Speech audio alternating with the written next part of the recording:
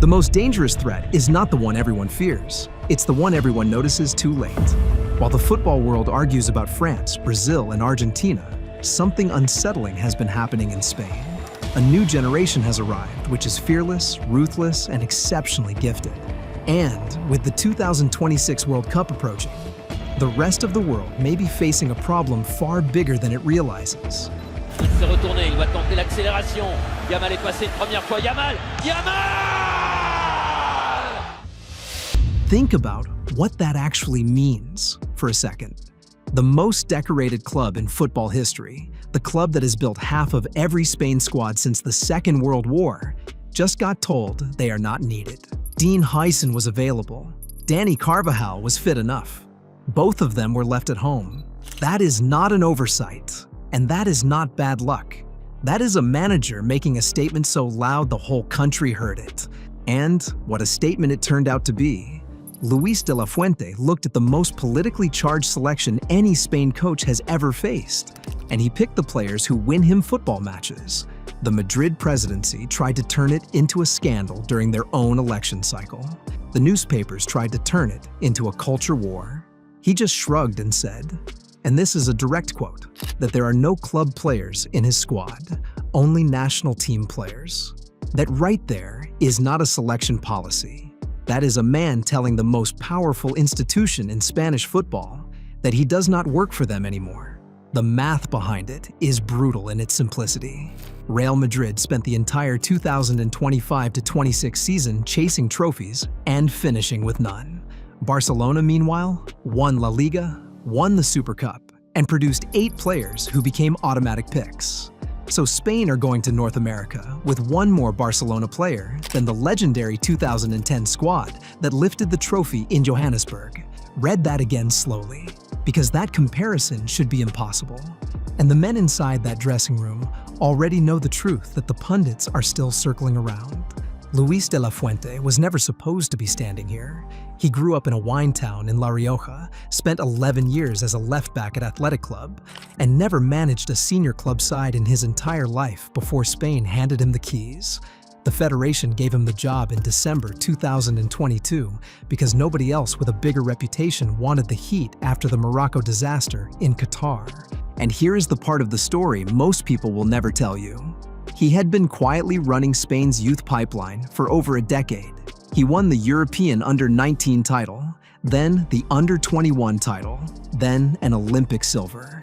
Half the men he is now coaching in the senior team are players he first coached as teenagers. So when he walked into that senior dressing room, those players did not see a stranger.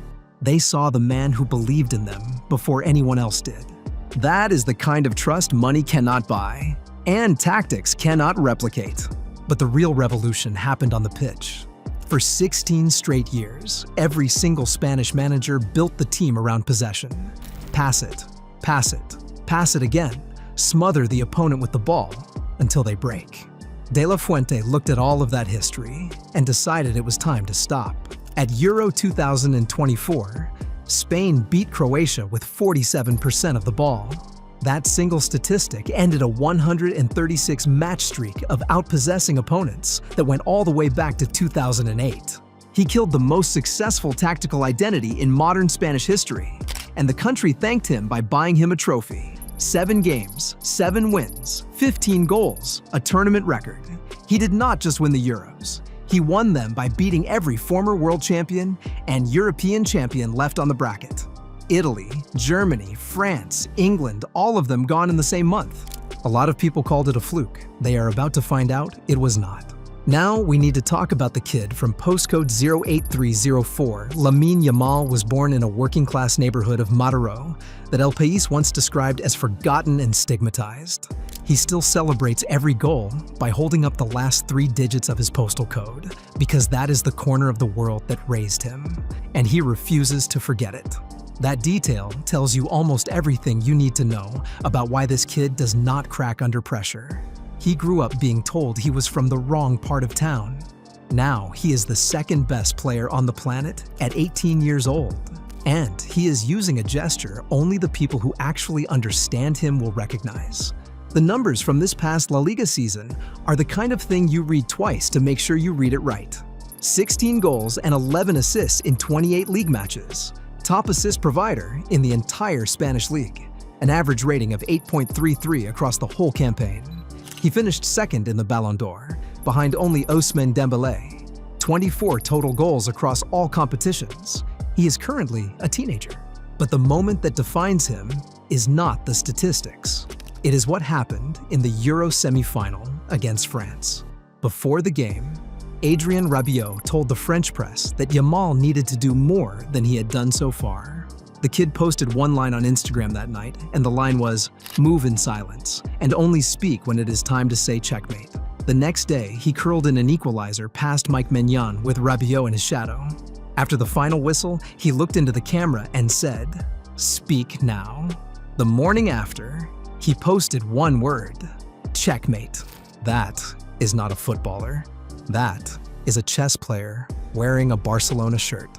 The problem is the kid has a hamstring injury that has hovered over him since late April.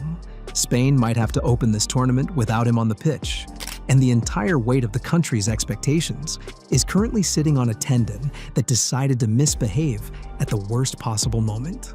If Yamal is the spark, Pedri is the soul. Paul Scholes went on a podcast a few months ago and said something that should have shaken English football to its core.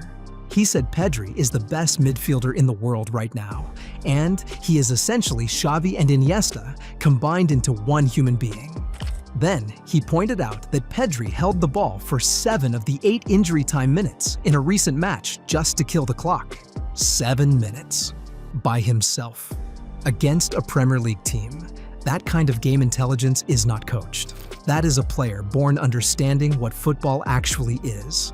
Behind Pedri sits Rodri, the man who collected last year's Ballon d'Or on crutches because he had ruptured his cruciate ligament weeks earlier. He is finally getting back to himself, and a Spain midfield with a fit Rodri is the closest thing modern football has to a tactical cheat code. Beside him is Martin Zubimendi, who just became only the second player in Premier League history to play every single league match in his debut season and lift the title at the end of it. You build a team around men like that, and you are not just winning the next tournament. You are building something that lasts a generation. And then there is Gavi. He blew out the same knee twice across 2 long years. He played roughly 700 minutes this entire season. De La Fuente picked him anyway, because the kid carries something the spreadsheets cannot measure.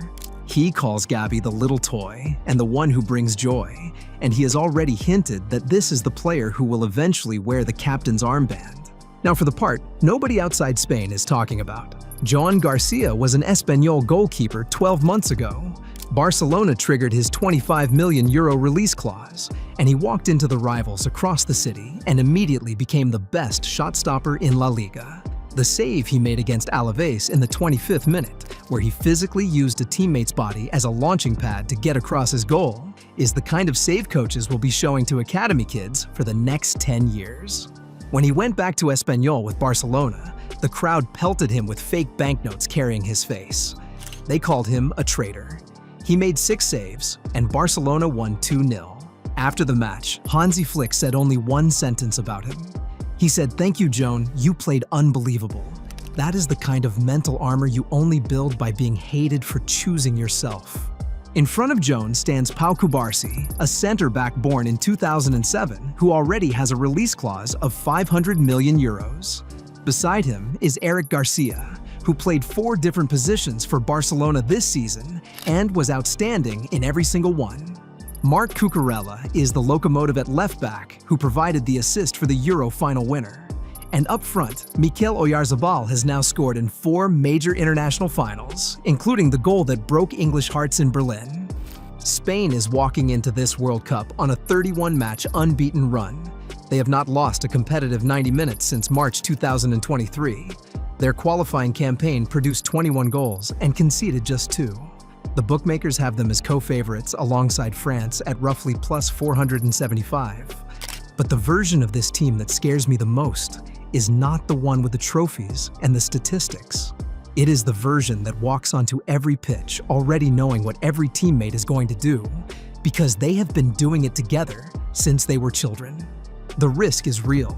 Yamal's hamstring could decide the entire tournament. Spain has not won a World Cup knockout match since 2010.